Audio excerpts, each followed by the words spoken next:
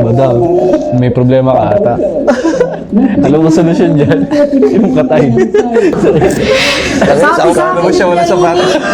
Kala mo siya wala sapatos. Nagkatulo ka daw dati, pinainom ka niya ng Tide. Gago ito, ginamit pa ako. Nautukan pa inumin ng Tide. Pero para sa kanya, walang bago doon. Sanay kasing lumunok ng pride.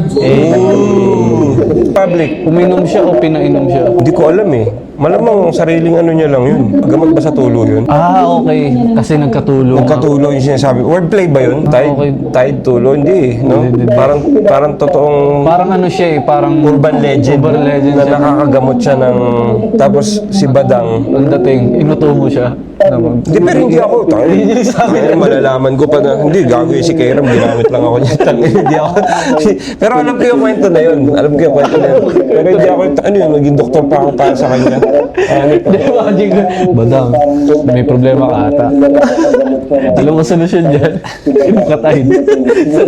Ako pa magsasabi, no? Naniniwala kaya yan. Piyan mo nga siya na siya sinas eh, naniwala eh. Hindi kasi, Badang, may problema ka ata. Alam mo solusyon dyan? Yung katayin.